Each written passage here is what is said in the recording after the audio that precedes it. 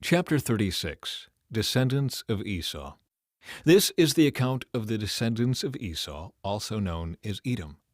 Esau married two young women from Canaan, Adah the daughter of Elon the Hittite, and Oholibamah the daughter of Anah and granddaughter of Zibeon the Hivite. He also married his cousin Basemath, who was the daughter of Ishmael and the sister of Nebaioth. Adah gave birth to a son named Eliphaz for Esau.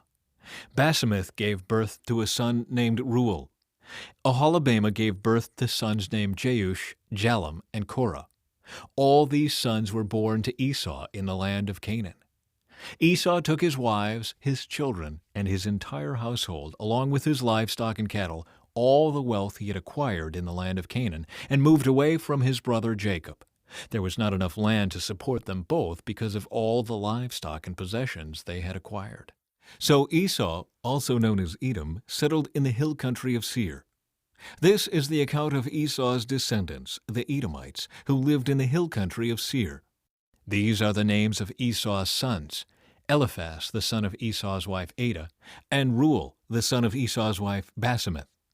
The descendants of Eliphaz were Teman, Omar, Zepho, Gatam, and Kenaz. Timnah, the concubine of Esau's son Eliphaz, gave birth to a son named Amalek. These are the descendants of Esau's wife Adah. The descendants of Reuel were Nahath, Zerah, Shammah, and Mizah. These are the descendants of Esau's wife Basemath. Esau also had sons through Oholibamah, the daughter of Anah and granddaughter of Zibeon. Their names were Jeush, Jalem, and Korah. These are the descendants of Esau who became the leaders of various clans. The descendants of Esau's oldest son, Eliphaz, became the leaders of the clans of Teman, Omar, Zepho, Kenaz, Korah, Gatam, and Amalek. These are the clan leaders in the land of Edom who descended from Eliphaz. All these were descendants of Esau's wife, Adah. The descendants of Esau's son Reuel became the leaders of the clans of Nahath, Zerah, Shammah, and Mizah. These are the clan leaders in the land of Edom who descended from Reuel. All these were descendants of Esau's wife, Basemath. The descendants of Esau and his wife Oholibamah became the leaders of the clans of Jeush, Jalem, and Korah. These are the clan leaders who descended from Esau's wife Oholibamah, the daughter of Anah. These are the clans descended from Esau, also known as Edom, identified by their clan leaders. Original peoples of Edom. These are the names of the tribes that descended from Seir the Horite. They lived in the land of Edom: Lotan, Shobal, Zibeon, Anah, Dishan, Ezer, and Dishan. These were the Horite clan leaders, the descendants of Seir, who lived in the land of Edom. The descendants of Lotan were Hori and Heman. Lotan also had a sister named Timnah. The descendants of Shobal were Alvan, Manahath, Ebal, Shepho, and Onam. The descendants of Zibeon were Ea and Anah. This is the Anah who discovered the hot springs in the wilderness while he was grazing his father's donkeys. The descendants of Anah were his son Dishan and his daughter Oholibamah. The descendants of Dishan were Hemdan, Eshban, Ithran, and Kiran. The descendants of Ezer were Bilhan, Zavan, and Achan. The descendants of Dishan were Uz and Aaron. So these were the leaders of the Horite clans: Lotan, Shobal, Zibeon, Anah, Dishan, Ezer, and Dishan. The Horite clans are named after their clan leaders who lived in the land of Seir. Rulers of Edom. These are the kings who ruled in the land of Edom before any king ruled over the Israelites. Bela, son of Beor, who ruled in Edom from the city of Dinhabah. After Bela died, Jobab, son of Zerah from Basra, became king in his place. After Jobab died, Husham from the land of the Temanites became king in his place. After Husham died, Hadad, son of Bedad, became king in his place and ruled from the city of Avith. He was the one who defeated the Midianites in the land of Moab. After Hadad died, Samlah from the city of Masrekah became king in his place. After Samlah died, Shaul from the city of Rehoboth on the river became king in his place. After Shaul died, Baal-Hanan, son of Achbor, became king in his place. After Baal-Hanan, son of Akbor, died, Hadad became king in his place and ruled from the city of Boah. Hadad's wife was Mehetabel, the daughter of Matred and granddaughter of Mezahab. These are the names of the leaders of the clans descended from Esau, who lived in the places named for them: Timnah, Alva, Jetheth, Ahalabama, Elah, Pinon, Kenaz, Teman, Mibzar, Magdil, and Iram. These are the leaders of the clans of Edom, listed according to their settlements in the land they occupied. They all descended from Esau, the ancestor of the Edomites.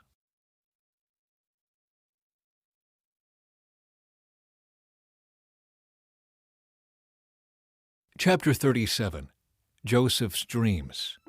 So Jacob settled again in the land of Canaan, where his father had lived as a foreigner. This is the account of Jacob and his family.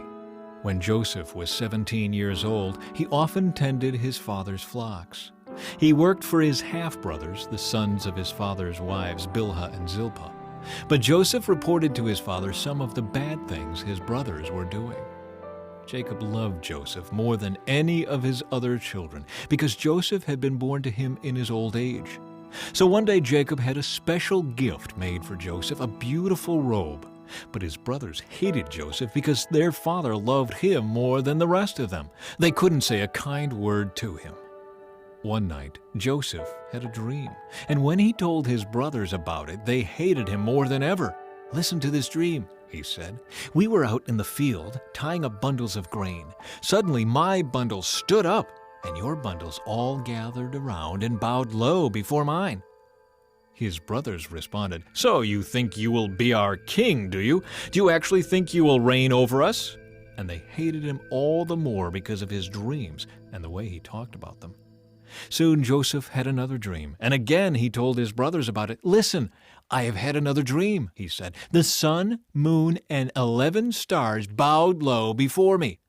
This time he told the dream to his father as well as to his brothers. But his father scolded him. "What kind of dream is that?" he asked. "Will your mother and I and your brothers actually come and bow to the ground before you?" But while his brothers were jealous of Joseph, his father wondered what the dreams meant. Soon after this, Joseph's brothers went to pasture their father's flocks at Shechem. When they had been gone for some time, Jacob said to Joseph, "Your brothers are pasturing the sheep at Shechem.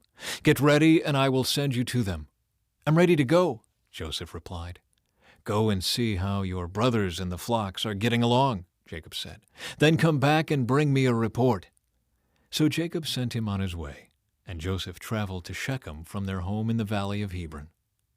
When he arrived there, a man from the area noticed him wandering around the countryside. "What are you looking for?" he asked. "I'm looking for my brothers," Joseph replied. "Do you know where they are pasturing their sheep?" "Yes," the man told him. "They have moved on from here, but I heard them say, 'Let's go on to Dothan.'" So Joseph followed his brothers to Dothan and found them there. Joseph sold into slavery. When Joseph's brothers saw him coming, they recognized him in the distance. As he approached, they made plans to kill him. "Here comes the dreamer," they said. "Come on, let's kill him and throw him into one of these cisterns. We can tell our father a wild animal has eaten him. Then we'll see what becomes of his dreams." But when Reuben heard of their scheme, he came to Joseph's rescue. "Let's not kill him," he said. "Why should we shed any blood? Let's just throw him into this empty cistern here in the wilderness. Then he'll die without our laying a hand on him." Reuben was secretly planning to rescue Joseph and return him to his father. So when Joseph arrived, his brothers ripped off the beautiful robe he was wearing. Then they grabbed him and threw him into the cistern. Now the cistern was empty. There was no water in it. Then, just as they were sitting down to eat, they looked up and saw a caravan of camels in the distance coming toward them. It was a group of Ishmaelite traders taking a load of gum, balm, and aromatic resin from Gilead down to Egypt. Judah said to his brothers, "What will we gain by killing our brother? His blood would just give us a guilty conscience. Instead of hurting him, let's sell him to those Ishmaelite traders. After all, he is our brother, our own flesh and blood." And his brothers agreed. So when the Ishmaelites, who were Midianite traders, came by, Joseph's brothers pulled him out of the cistern and sold him to them for 20 pieces of silver. And the traders took him to Egypt. Some time later, Reuben returned to get Joseph out of the cistern. When he discovered that Joseph was missing, he tore his clothes in grief. Then he went back to his brothers and lamented, "The boy is gone! What will I do now?" Then the brothers killed a young goat and dipped Joseph's robe in its blood. They sent the beautiful robe to their father with this message: "Look at what we found. Doesn't this robe belong to your son?" Their father recognized it immediately. "Yes," he said, "it is my son's robe. A wild animal must have eaten him. Joseph has clearly been torn to pieces." Then Jacob tore his clothes and dressed himself in burlap. He mourned deeply for his son for a long time. His family all tried to comfort him, but he refused to be comforted. "I will go to my grave mourning for my son," he would say, and then he would weep. Meanwhile, the Midianite traders arrived in Egypt, where they sold Joseph to Potiphar, an officer of Pharaoh, the king of Egypt. Potiphar was captain of the palace guard. Chapter 38. Judah and Tamar. About this time, Judah left home and moved to Adullam, where he stayed with a man named Hira. There he saw a Canaanite woman, the daughter of Shua, and he married her. When he slept with her, she became pregnant and gave birth to a son, and he named the boy Then she became pregnant again and gave birth to another son, and she named him Onan. And when she gave birth to a third son, she named him Shelah. At the time of Shelah's birth, they were living at Chezib. In the course of time, Judah arranged for his firstborn son to marry a young woman named Tamar. But was a wicked man in the Lord's sight, so the Lord took his life. Then Judah said to Er's brother Onan, "Go and marry Tamar, as our law requires of the brother of a man who has died. You must produce an heir for your brother." But Onan was not willing to have a child who would not be his own heir. So whenever he had intercourse with his brother's wife, he spilled the semen on the ground. This prevented her from having a child who would belong to his brother. But the Lord considered it evil for Onan to deny a child to his dead brother. So the Lord took Onan's life too. Then Judah said to Tamar, his daughter-in-law, "Go back to your parents' home and remain a widow until my son Shelah is old enough to marry you." But Judah didn't really intend to do this, because he was afraid Shelah would also die like his two brothers. So Tamar went back to live in her father's home. Some years later, Judah's wife died. After the time of mourning was over, Judah and his friend Hira the Adullamite went up to Timnah to supervise the shearing of his sheep. Someone told Tamar, "Look, your father-in-law is going up to Timnah to shear his